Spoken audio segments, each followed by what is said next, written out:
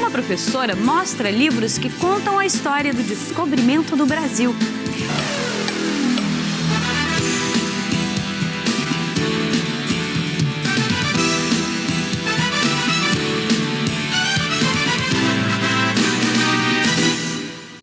O descobrimento do Brasil fez aniversário mais uma vez ontem.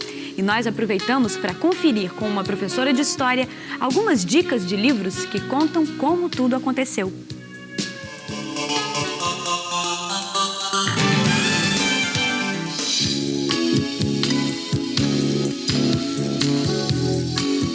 Pensando o que representou o descobrimento do Brasil e também o que tem sido feito em relação aos estudos históricos, ultimamente se tem dado mais ênfase a questões ligadas ao cotidiano, às minorias, e a gente tem a sorte também de ter tido uma série de reedições de textos clássicos da história do Brasil.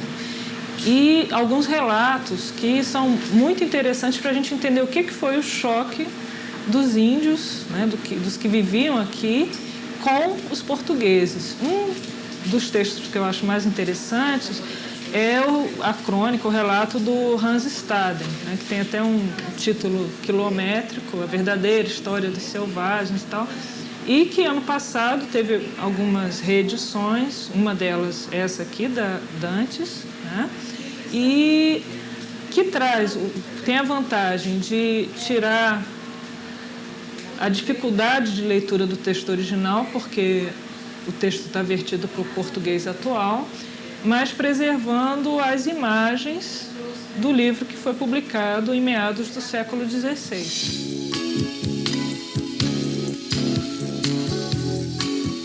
Traz todo o choque cultural do Hans Staden, que foi prisioneiro dos índios aqui no litoral do Nordeste, com o que era ser índio, o que representava também ele ser um europeu que chega aqui e encontra um mundo tão diferente. É uma boa dica para se perceber um pouco o que foi aquele choque cultural.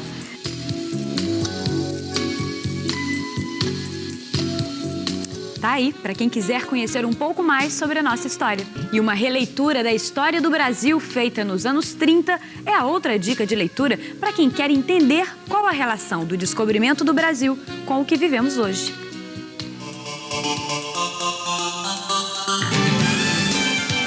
Bem, ainda em relação ao que é o Brasil, ao que se tornou o Brasil, a gente também tem um clássico, né, Raízes do Brasil, do Sérgio Buarque de Holanda.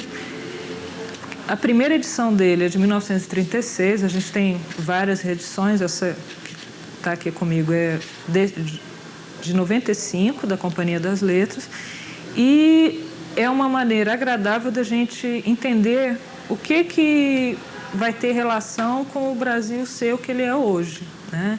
A questão de distribuição de terras, formação econômica, oligarquias, mas tudo de uma maneira que não foi feita pensando só na academia, mas também no leitor leigo, né? Inclusive, há depoimentos do Sérgio Buarque de Holanda a esse respeito na época do lançamento do livro, que ele não estava escrevendo só para a academia, né? Estava escrevendo para pensar o que era o Brasil naquele momento, o que tinha tornado o Brasil o que ele era na década de 30. E o interessante é que a gente pensar que é um livro escrito na década de 30 e hoje ainda tem muita atualidade.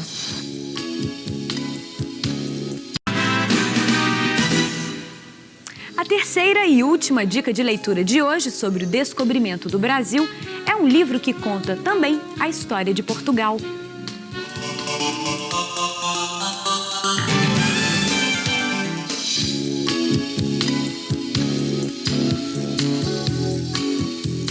Falando de história do Brasil, uma coisa que geralmente é deixada um pouco de lado é justamente a relação do Brasil com Portugal e do que Portugal era na época do descobrimento, né?